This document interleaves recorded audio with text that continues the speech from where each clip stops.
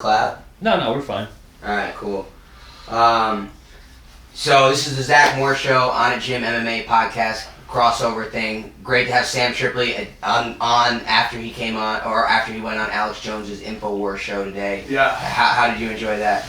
I always, listen man, I've met Alex twice and both times he was nothing but a class act. I mean, people think he's like this monster, and he's not. There's a lot of misconceptions out there that he said that nothing happened, no children died in Sandy Hook, and that's not what he said. He had a guest on it that said that.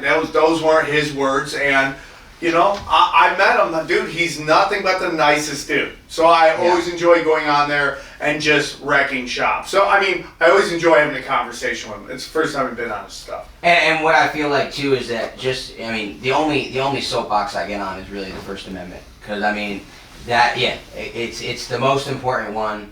It's the only way we get to any sort of answer. Well, then you got it. Then it's automatically the Second Amendment. Yeah. Once the Second Amendment goes, the facade of everything goes away. And people don't realize that. So when I see like my Jewish friends talk about gun control, I go, hold on, dude. Do you know the history of the Holocaust? Because if you do, the last thing you should be asking about is gun control. Because what happened before the Holocaust? They disarmed the Jews. They took all the guns away. I mean, we see genocide always happen. As an Armenian, what the Turks do to the Armenians? They took our guns right before they did that. And my great grandfather, like all of his siblings got mowed down by Turks that died. They didn't have guns to fight back. I mean, every single place where there's oppression on people, the people never have the guns. Ever. If you're a woman, if you're an ethnic minority wherever you are, if you're gay, you should never call for the guns to go away. Because when the guns go away, women become second-class citizens, ethnic minorities get slaughtered, and gays live in danger, man. It's just the truth. This isn't like craziness. This is statistical truth. Yeah. So we need guns. This is the most important part of anything. So you take jiu-jitsu, right? Yeah. You see a really hot chick come in, right? I mean, like a little waif girl, and she's taking, any martial arts. And the first thing you think is, why is she doing that? Who's she going to be able to stop? And then you realize any resistance is better than no resistance. Yeah. And if that girl somehow gets an eye or through training, learns just to get a second to get away, that's better than nothing. You want to have something. You want to have something. And that something gives you the confidence to know that you're not ever in a dangerous, or you at least have some control over your scenario. Right. So I have no problem. So when I see really skinny models, and you go girl, dude. Any resistance is better than no resistance. So these cucks on Twitter, they're just like, the military's too big, dude, you can't stop them. I'm like, then you bend over and take it in the ass. I'm gonna go out just like Bruce Willis movie where you're falling and just shooting and you know you're about to die, but you're just trying to hit a couple of them. It's just, any resistance is better than no resistance. What always is fascinating to me about that point is that the same people who are saying you can't trust the police are the ones that also want people to take guns away. Unbelievable! Which is we were just talking about that the other day. It's just, that point right there is just a really strange one to me. I have a joke that I do in my act about how people think we have a gun problem. In 2018, we lost 370 people to mass shootings. Each loss is a terrible loss, okay? That same year, we lost 992 people to death by cops by guns, okay? Yeah. Compare that to, on average, every year in the United States, we lose 1,000 people to auto-Iraq asphyxiation, okay? So we don't have a gun problem, we have a jerking off with a belt problem, okay? It's just the truth, man. But nobody wants to hear that. Nobody cares to hear that. Because dude, if every person who died jerking off with a belt around was on the news, we would have whole groups dedicated to stopping people from jerking off with belts around. That's how Jeffrey Epstein died. Yeah, probably. Probably did. So it's all manufactured. The news is dead. Nobody watches that. You know what's so funny about the news is do you know where they get most of their ratings from? Airports. Yeah. They count airport televisions as part of their ratings. Think about that. Yeah. Airports. No one's watching it. No, dude, it's just dead. And it's like the real journalism happens on YouTube and on blogs like Steam It. That's where everyone's journalism said, nah, it's alive and kicking, dog. It's just, it's being done independently. That's a super important point, because it's like, how do we get the people who are still think what CNN says is true? Because what I feel like is, as I said, I'm in the analytics with football, and I feel like Eddie, with his jiu-jitsu, you're always asking questions about how you get to the correct answer. Same thing in analytics, same thing with conspiracy theories, is that you're trying to get the information that gets to the right solution. So like football is changing because there's more data, and part of this is all the information on the internet, right? So there's like a few hundred of us in football that are talking about all the analytics on the internet, and we're coming up with new solutions, and some of those solutions are getting brought into organizations. Sometimes the organizations are doing that themselves.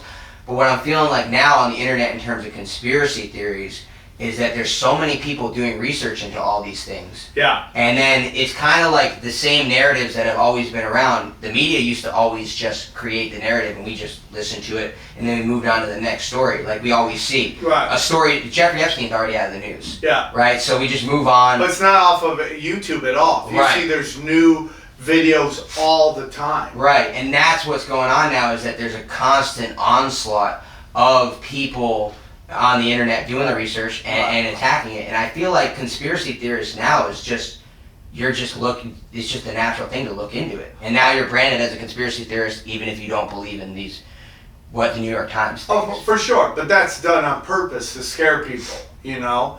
It's done on purpose. Like the word racist is shot at people who question certain things and don't just go with it blindly. Make no doubts about it. They're like, white people don't have an N-word. Oh yeah, they do. It's called racist. You call someone a racist, a white person, it's the worst thing you could call them. Right. Because it's just they get demonized in society, work gets affected. You know, this guy Shane Gillis got called a racist for a joke that it just mimics what a sketch that Saturday Night Live did. Right. And now he's off Saturday Night Live. So the word racist can be used as a tool. The N-word itself is a giant psyop. I mean, it going way back. Why are these people calling each other the names of the slaves? Oh, we're taking it back. Nah, you're not, dude. It is a long game psyop. Why do you get angry over here that this group says it and then this group says it, and it's like a loving term. And people are like, oh, why do you want to say it? I don't want to say it. I actually say it in my act 3 times because I talk about the times I've been called it. But it's like this weird thing. It's like 70 cents on the dollar with women. That's just thrown out there. And women run with it, they run with it, and they run with it. And when you actually look into it, it's not true. The actual truth behind 70 cents on the dollar is that they get 70 cents on the dollar because it's the lifetime of their career, over their career, because they make decisions that don't lead to bigger raises. They decide to stay home, stay with the kids, not move for a job, the things that guys do, like, because we get defined by our paychecks. Where they get defined by, and they get mad, but they get defined by their children and their family, and they like that's why like Julia Roberts just disappeared, and then she came, once her kids got old enough, she started doing movies again. She's never really gotten the footing she got before. Right. It's just the truth of the matter. So it affects their dollar. So actually 70 cents on the dollar is what I call pussy privilege, okay? It's like, you know, they got this thing, football, they want to have a chick play football? Yeah. Like, how about you just hit from the same tee as us at the golf course before you start getting in the murder ball? You know what I'm saying? The most violent. I mean, we just had Andrew Luck, who's making $30 million a year, quit the sport because he's so hurt. I mean, we're talking a guy, if this was like Gladiator times, would be a 300, okay? Yeah. He just said, I can't do this anymore. And you want to kill this chick? Yeah. I mean, dude, I do a joke about it. Like, dude, NFL players like hitting chicks when it's illegal. Imagine what they're going to do when it's legal, okay? I mean, what are we talking about here? So going back to journalism, that's where it's really at. Journalism took a bit. I'm not saying that there was ever a time when journalism was holy and done, but it's like when the Clintons deregulated the media, that's when it all dies. So did you notice that the UFC was on FX and nobody talked about that? Do you notice that? Why the prelims were on FX and nobody brought that up? When they just left, it was a big deal. UFC's leaving Fox and going to ESPN, and suddenly they're on FX again. And nobody talks about that. Nobody was bringing it up. Nobody goes, wow, that's kind of crazy. Do you know why? Because Disney didn't want everybody to know that they own Fox too. Oh, okay. And now that we're down to 4 people owning all the media. And the only thing that Fox gets to keep is Fox News because they just want to keep up the facade of these. These are 2 different competing people, MSNBC and Fox. Dude, UFC's on FX because Disney owns FX. They own Fox. And they don't want you talking about that. They own Fox too? Yeah. I didn't know that. They just bought it. Oh, right. They just bought it. So nobody wants you to talk about that. So that's why they were like, nope, don't talk about being on there. Don't make it a big deal. Don't say we're returning. Why is that? Because then people will realize we own that channel too. Wait, they're on FX too now? No, well they did that. Well, what happened is like since UFC moved to Fox, college football came in. You mean ESPN? They just moved to ESPN. Yeah, when Fox moved to ESPN. When UFC moved to ESPN. Moved to ESPN. This is the first time that college football's been going, so they can't put them on the Saturday daytime like they used to do for the prelims because college football is their biggest rating killers, right? They kill it with the ratings. Yeah. So they're not going to just put the UFC prelims on there. So we got to put the prelims out. Oh yeah, we also own Fox, so they started putting on FX. I didn't see that yet. Which is, FX is in Fox Sports. So it's kind of like, oh yeah, it's on Fox, but it's not on Fox. Yeah. It's so funny. And like you're saying today is that there's like 7 people that own, there's in media, there's how many companies own all the media companies? 4 now. It's 4 now. 4. So that's 4 people who can put directives down on what is covered, what is not. And something like 90% of journalists lean left as well. And then it's not just about people leaning left, it's about the entire establishment. Well, yeah, but I mean, how many of the establishments are from Ivy League schools? I mean, you go really far back, dude. It's just like all the Ivy League schools were started by opium families. Really? Yeah, they were all started by opium families. Each one started their own school. And then they created these schools that allowed their children to kind of get a heads up. Skull and Crossbones family was started by like the biggest opium family ever. And they, each person who graduated from who got through college and graduated from Skull and Crossbones got the equivalent of $200,000 as soon as they graduated school. And it's just like, it's all done. School's just college is just, you know what's so funny when I watch Berkeley? I go, you guys are ruining the greatest boating years of your life. Yeah. You're going there and you're crying and you're marching and these are your prime fuck years, man. Yeah. You know, dude, I didn't get laid in high school. It wasn't until the day after high school I got laid. I ate ass in 1st grade, and then I jerked off on girls' tits in like 9th grade, and then that was about it. And then I went to college, and when I tell you it was nuts. College is the best. Yeah. It's like being a rapper. You have 0 responsibilities. You're fucking everything that moves. It's great. And these kids in Berkeley now are marching, and it's like you're gonna look back at it and regret it so much, man. College is just a scam, dude. I mean, it's indebted an entire generation with unactionable skills, really. Yeah. I've never used any. Granted, I'm a Dick Joe comic. I've never ever used anything I learned in college. Yeah. Never. I mean, why do we teach anything other than basic math? How to do your taxes and stuff like that. Anyways, I hijack every fucking interview I do. Go on. No, you're good. I have some analytic questions. Okay, all right. What do you think? How do you get people into conspiracies? Like, how do you get someone who doesn't understand, like, just the basic fact of looking into things and just starting to question everything? Well, I mean, like, I think your job isn't to get anybody into it. Right. I think it's their job to come to you. It's like jujitsu, right? You can't make somebody do jujitsu. They gotta want to do jujitsu. I'm sure you've seen people come into school and they're all, I'm gonna do jujitsu, and after 2 weeks you don't see them again because they don't want it. They don't. So they gotta come to it. See, my show, Tinfoil Hat, is we call it the training wheels of conspiracies. It's the kiddie pool. It's meant to be the simple stuff. So I pick my terms that I use when I talk to people. There's some super black belt shit, and they use buzzwords that would chase off white belts. I pick the words. I pick how I put out the information. So it's like my goal is to bring people in. I don't bet. It's almost like AA. It's like there's no promotion. Come to me. Here's the info. And little digestible bits, you know, not just like hammering on people. You know, it's like, hey, dude, if you start off with like, hey, Hitler was a Rothschild, he was Jewish, they're going to fucking run off and they're going to be like, what the fuck are you talking about? But if they start simple and you get them, see, being a black belt. That iceberg thing, that iceberg meme is really true. The levels to there's so many conspiracies. levels. And when you got a black belt in conspiracy, it doesn't mean you believe everything. It just means you can discuss everything without your head exploding. Yeah. If you come to me with Michelle Obama as a man, my head isn't going to explode. I'm going to go, it's not my thing, but what are you talking about? Yeah. Right? I can hear the conversation without running like the sky is on fire, okay? That's what being a black belt. And it's not my thing, the Michelle Obama thing, it's not my thing. Right. It's not my thing. And I don't focus on that. And I don't put it out because the minute you say that, everybody's going to go off running calling you a crazy person, you know? Yeah. And it's like, I know people, that everything's Jews. First of all, I don't believe that. I think there's many levels above that are using psyops to blame certain people. I believe like the Rothschilds are just desk jockeys for the Black Nobility at the highest levels. Like they do their accounting. If you know their names, they ain't jack shit outside of the Queen Elizabeth.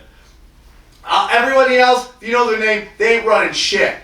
Okay? The rest of the Black Nobility, I see it all the time. They're so secretive, there's never been a rap group called the Black Nobility. And that sounds like the greatest name for a hip-hop group ever, right? Yeah. So there's never been a name like that. No group has ever come out, whoa, we're Black Nobility, we're opening up for Belle Biv DeVoe. You know what I'm saying? Nothing like that. So if you know their name, so when I got these people, oh, it's the Jews, you're just doing stuff that runs people off. Because it's not the Jews. I know a lot of Jews. David Deary's Jew and he's broke as fuck, okay? He ain't running shit. His car just got stolen, okay? That's not run shit stuff, okay? There's layers, but they use these, get us to all fight with each other. And at some point, I talk about now, my big thing is like, each of the major religions, there was a book inserted well after the fact. I had some asshole on fucking Instagram or on YouTube tell me that the Bible came out when Jesus was alive. It's like, no, it didn't. It didn't come out till like 300 or 400 years after him. And it happens all the time. And these are things I don't even question. Yeah. Because these are questions you don't even raise. So that's part of the thing about conspiracies. If you don't even have the First Amendment to get to the conspiracy, you can't even have the conversation that actually teaches you something else about it that makes you just say, well, what does that mean?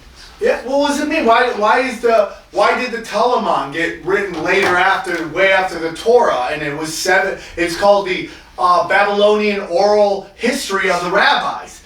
And where 70 rabbis went to the religious mountain, and an angel came down and gave them such a holy message they couldn't write it down. Where have we heard that now? In Islam, in Mormonism, like this amazing stories told. And that's nothing against Jews. It's just like, here we get another book inserted. It's just like all these books get inserted much later on in the game that change the course of where the religion goes. And you're like, who's inserting these books? And I think it's all Black Nobility Jesuit shit. That's what my real opinion is, dude. And they get us all to fight with each other, and it's not that hard. I haven't even heard that one.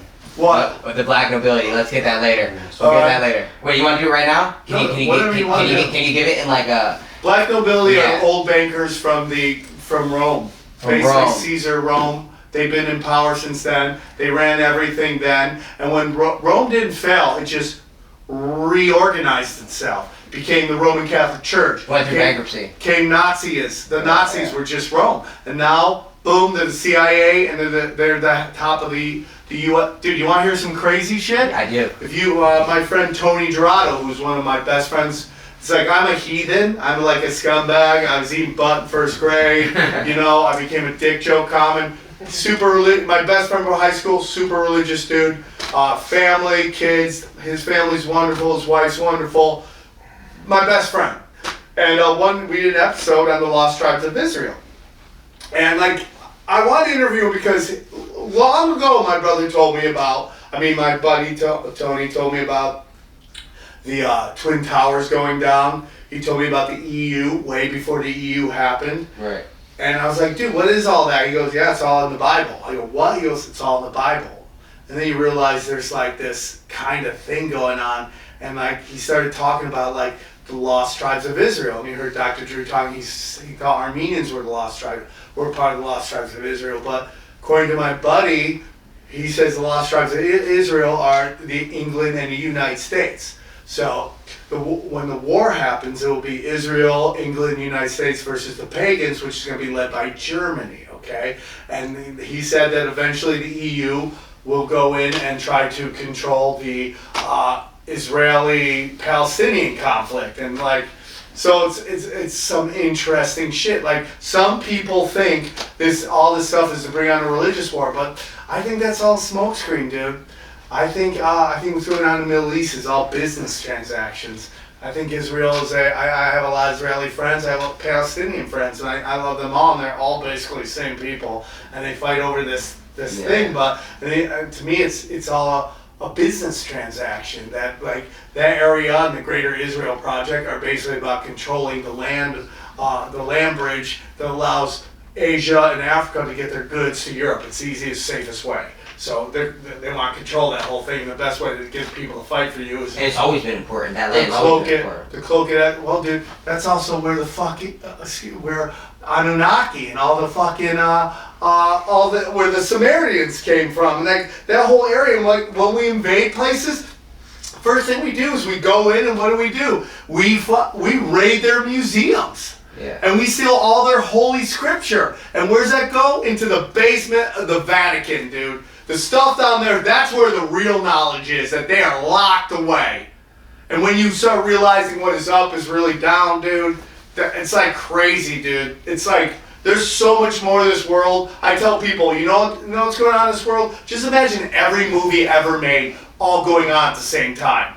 That's what our reality is. There's so much more going on. Werewolves? Yeah. Why not? Bigfoot? Yeah. Vampires? Yeah. Time travelers? Yeah. Aliens? Yeah. I can believe it all. I think it's all really going on. It's not one thing. It's many things. And then like there's not one conspiracy. There's not a bunch of conspiracies. There's one conspiracy, and it's all connected. And it's like when you start realizing that it's all connected. When you realize Epstein is connected to 9/11, is connected to the crack epidemic of the 80s. I mean, it's crazy. It's all connected. Well, we were talking about the crack epidemic. There's a crap. People taking crap. A lot of crap. That's going on in San Francisco, right now? Yeah, it's going on in San Francisco and under the bridges here. Yeah. You guys have a homeless problem here. Oh Yeah. Where doesn't have a homeless problem? That's coming And from a guy that's from connected to the fucking illegal wars in Afghanistan and the Middle East. Yep. Right. The production of heroin skyrocketed 70%. Yeah, and that's what we were talking about the other day. Is that I mean, because we were listening to an old Eddie and Joe Rogan with Alex Jones from 2010, and they were talking about stuff that now we're finding out the after effects of it, and then what happens at the end is Purdue Pharma gets sued by everybody and then just declares bankruptcy. And I mean, I don't think they're ever going to really suffer the consequences of their actions. And we could see, I mean, you see from the beginning, they first said the opiates weren't addictive, and then everyone started taking opiates. And then we go to Afghanistan, we protect the opium, we probably send it back. I mean, we've heard, I'm sure that you can go off about things that you've looked into about that connection right there. No, 100%, dude. I mean, like, the more and more I study 9/11, I think the official story, the conspiracies about the official story are BS. The story that they tried to hide from us is BS. The hijackers being from Saudi Arabia, I think that's BS. I don't even think we're hijackers. I mean, we have one film of two dudes and these kind of cut shots of because at that time that's all they had were these cut shots. Yeah. So like 5 years later, this streaming video comes of one of them. That's not possible at that time. Just like the calls on the phone were not possible at that time. And then people were like, oh, it was possible. No, it wasn't, dude. Trust me, I flew then. I wanted to call all the time. And I'm like, I can't make a fucking call? What, it's 2001, I can't call anybody? Yeah. So it wasn't possible. You can't now. Yeah. You can't do it now. You can if you get like the internet. It's really, you can text people. But the whole thing about these hijackers, and then you have like Seth MacFarlane and Marky Mark and the Funky Bunch, Mark Wahlberg. I was supposed to be on that plane, and now they got a million movie franchises and a million TV franchises, and Seth MacFarlane's show Family Guy somehow gets resurrected. Like the fans demanded it, and like somehow this guy who's supposed to be on this flight 9/11 that everybody was interviewing, his show gets brought back, right? Yeah. All this crazy stuff you hear, right? And they're all playing ball. I think that's all bullshit. Some people don't even think there were planes on it. I think it was drones. I don't think those flights were ever real. I don't think those flights ever. I think it's all an update on Project Northwood. That they told you these planes took off, and these planes, at the end of the day, they just sent some planes that look like... And can you repeat Project Northwood for... Project Northwood was a operation that got to JFK's desk that he rejected, which was basically how they were going to get into the war with Cuba. They were going to make this big festival, music festival in Cuba, and they were going to present that these college kids were all going to this big event, and they were going to have a big media, hey, we're going to Cuba, and they were going to get them on the plane, put them in the air, have them land, and then have another plane go up, and they were going to have that plane explode and say that Cuba attacked it, which is exactly what 9/11 is.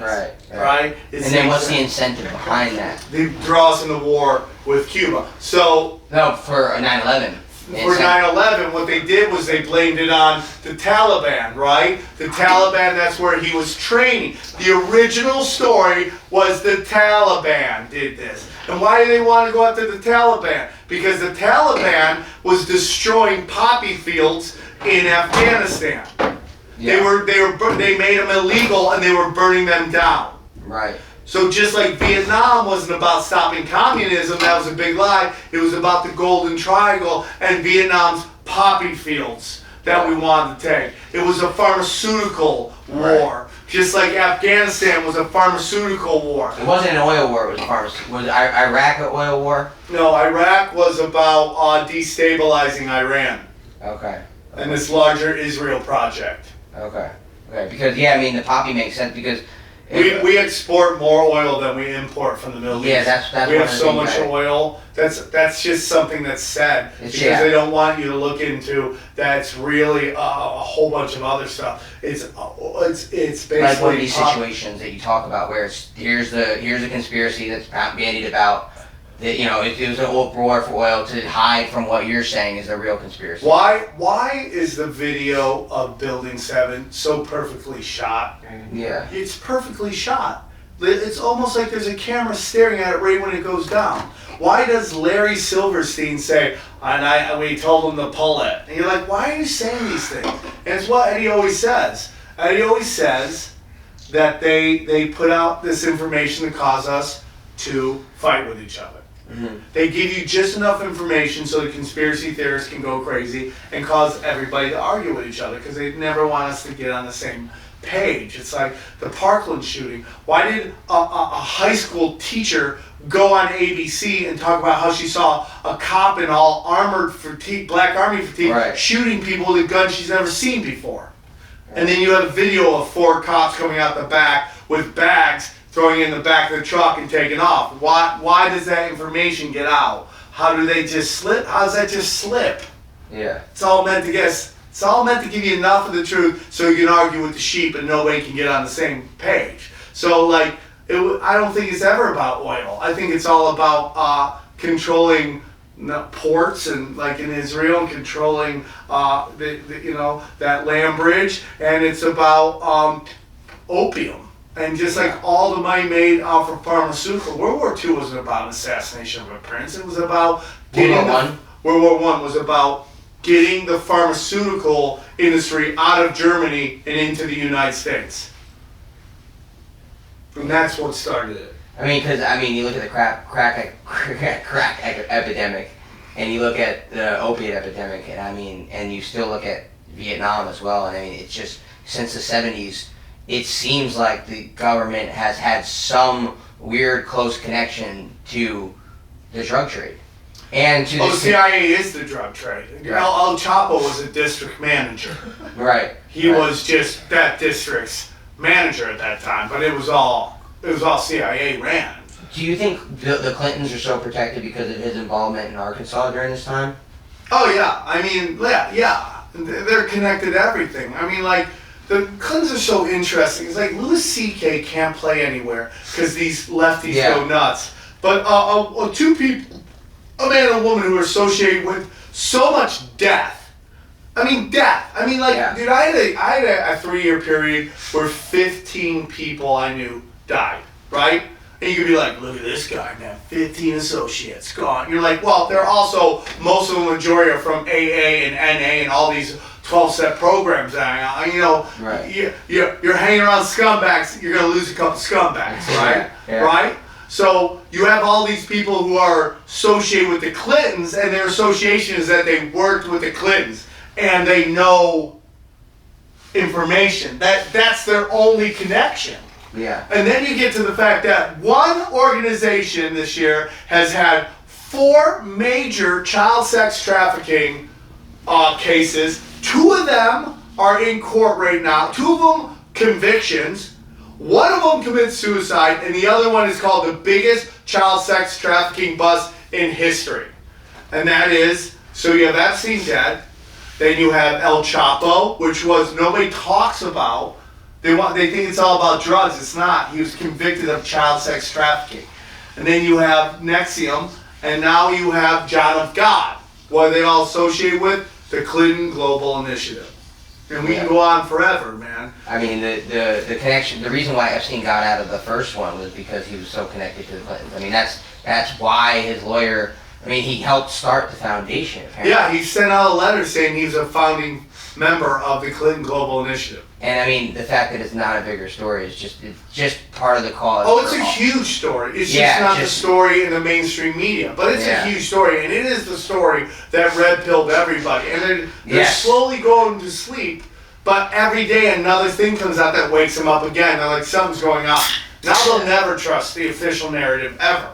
Ever. Do you think that people who are on this, like people, the group that are looking into it, continue to gain members right now at such a rapid pace that's never really been seen before? Yeah, I do. I 100% do. I think more and more the story doesn't add up. More and more they see it's one-sided. More and more they see the hypocrisy of it. The problem is right now we're seeing a giant psyop to demonize liberalism, okay?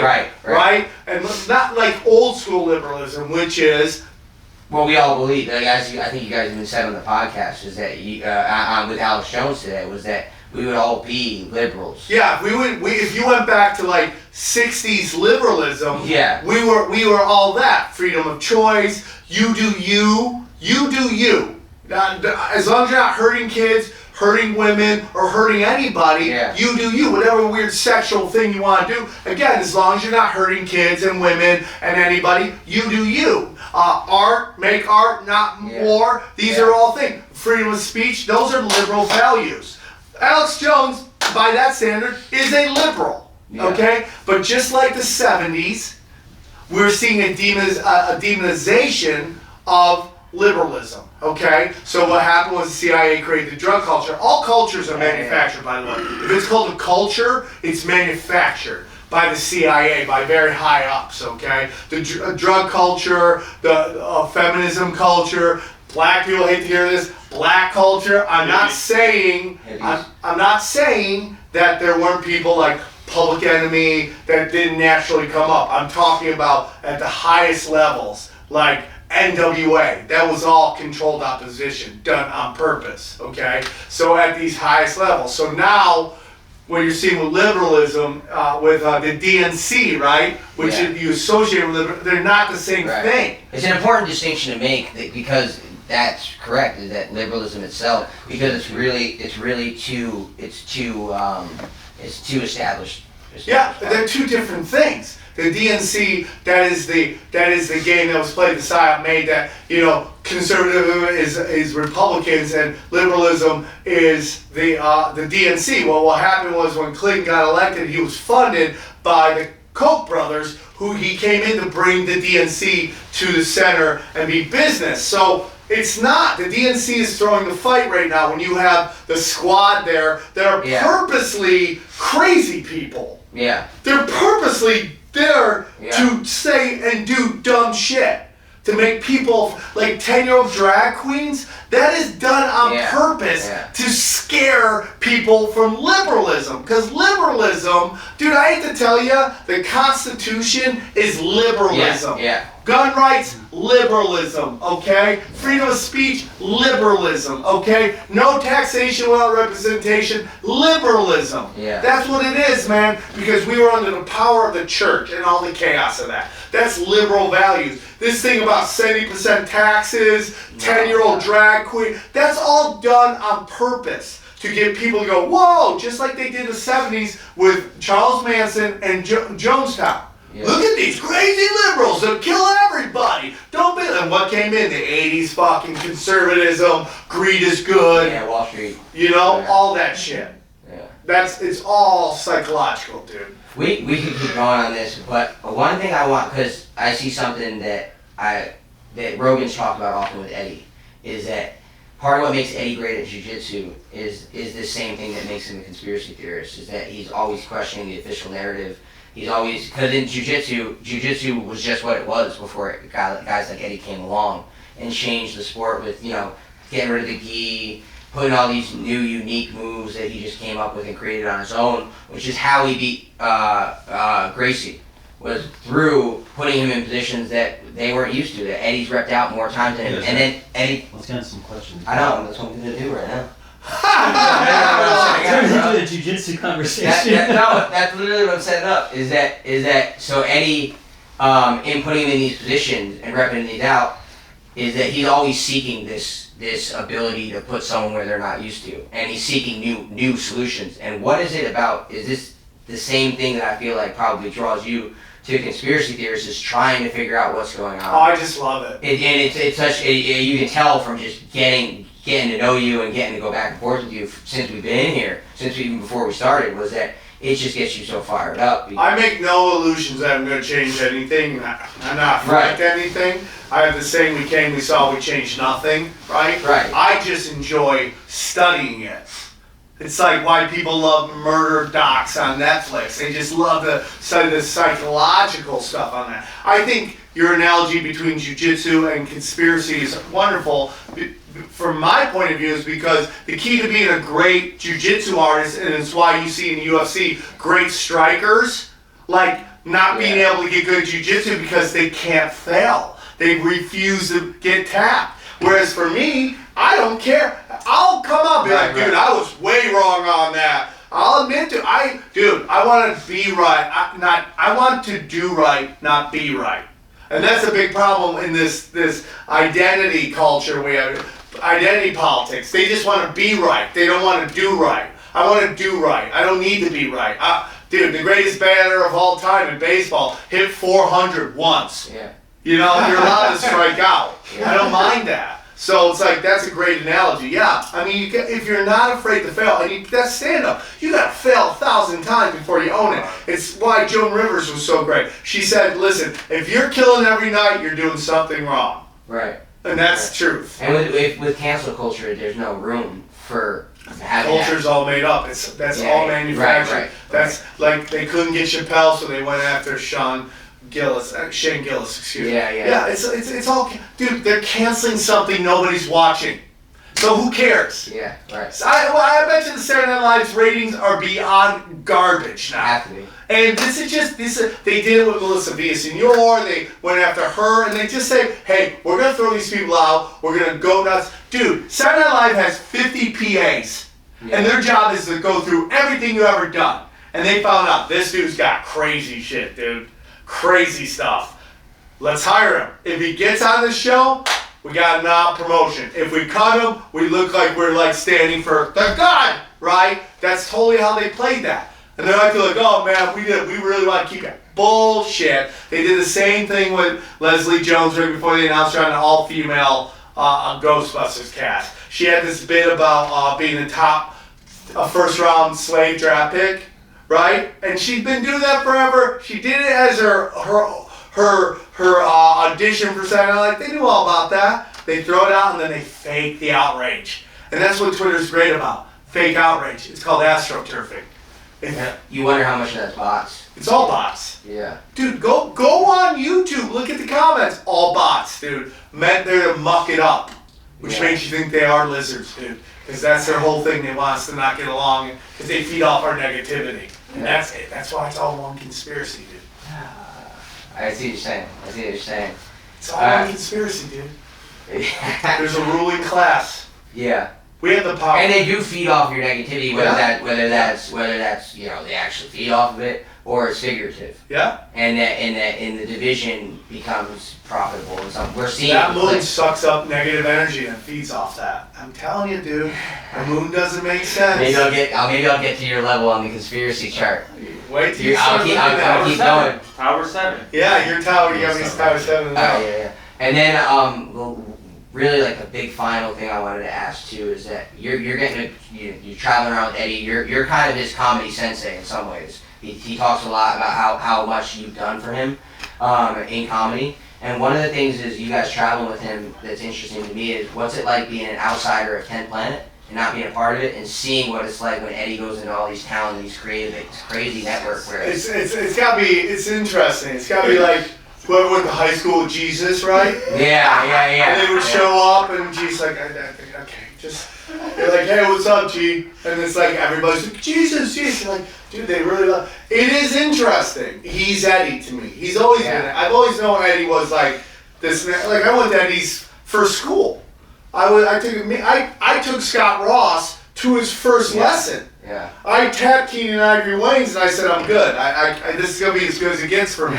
And I never went back. But I was there in the first school he was at. I've always, so it is interesting. Listen, man, whatever Eddie gotten into, he was gonna be a dominant at. He could dominate stand-up. I'm not kidding when I tell you he could be a top shelf comic if he wanted to, because his stories, every time we talk to him, he has a new story he doesn't even talk about. And it's so amazing. And it's like, that's why he's great. And when I go with him, it's like that's just Eddie. And then you see the people meet with him, you're like, wow, that's like, for lack of a better, a messiah to some people, because he has a system that's helping change their life, their bodies, their way of looking at the world. So it's pretty amazing. And 10 Planet people are the nicest people ever. Like jiu-jitsu, it's pretty cool to have like a jiu-jitsu master in your show, because they show up, and if anything gets weird, you just have like Eddie's like almost like the Ice King, who's like, and they all just like boom, right? Yeah. And it's kind of really cool, man. And cause we were in Tucson, and this guy, I think they were heroined out, to be honest with you, but they were whacked out. And then we're just talking, I go, look, this dude's finger banging his girlfriend. And dude's like, what? And it's like getting attacked by a Muppet. And he came up, and dude, like 8 dudes just and went there before him. And I'm like, I don't need that, but that's pretty cool, you know what I'm saying? So it's amazing, and they're all so nice, dude. And it's a blessing. And, Eddie and his sister-in-law, Candace, they changed my life. They've changed my life. Eddie will always have, a door open to whatever I'm doing, because without Eddie called me up one day, he's like, dude, we need to do a conspiracy-only comedy show. And I'm like, yeah, dude, that sounds great, let's do it. And it's just warped, as we learn how we go, like, if we just went out there talking lizard people the whole time, people would just be like, it's not that they wouldn't enjoy it, they would be like staring and listening, and that's not really comedy. So we give them the laughter for about an hour and 15, and then we do Q&A, and we answer. And I always say, like, Eddie and I are like Siegfried and Roy, right? He's the white tigers, I'm the 2 gay guys, and like I just have to manage the tiger and not get bit by the end of the show, and everybody has a great time, and it's a lot of fun to meet and greet, and it's a blessing. That's awesome. And can you promote everything that you're doing with XG as well, part of your tinfoil hat camp? Yeah, XG is my co-host. He's like probably the only sane person I work with. He's a wonderful guy, and we just tour. And if you go to the new website is getting redone again, tinfoilhatpodcast.com. If you go to samtripoli.com, you can get all of our dates. You can also see my special. I shot when I moved to LA, you can ask Scott Ross this. I go, I want you to special at the Viper Room, and it took me like almost 20 years, but I finally got to a place and I shot it, and you can go to samtripoli.com. It's one's 35 minutes, the other one's 42 minutes, and there's zero fucks and Armageddon because I'm half Armenian, which I found out means I'm Asian, which is great.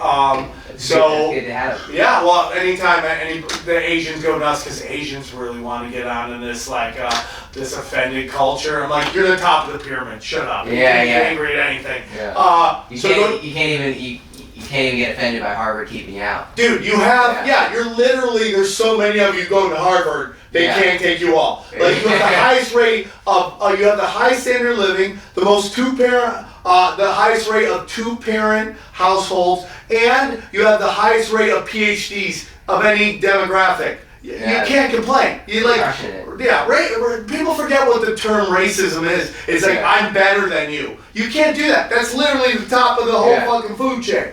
So you go there, tinfoil hat. I have a YouTube page, youtube.com/Sam Tripoli. I put on multiple shows there. I do tinfoil hat. I do this thing called Conspiracies now, which is the world's worst public access television show. I have a new show that's about to drop in like a couple weeks. I don't want to get too much into that one. And then you just see the podcast and the live shows, and just blessings, dude. Yeah, blessings, brother.